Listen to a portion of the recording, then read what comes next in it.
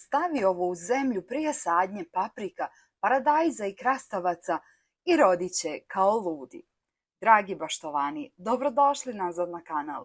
Sezona sadnje započinje, a stoga i mi krećemo sa najboljom metodom za obilan prinos.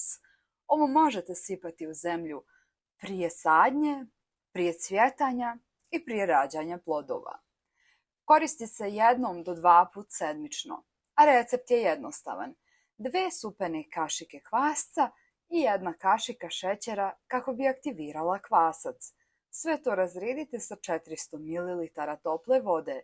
Ostavite pola sata da odstoji, a nakon toga razredite sa 5 litara vode.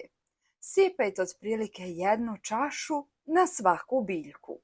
Radite to barem 3 puta, kako smo rekli, prije sadnje, prije cvjetanja i prije rađanja plodova.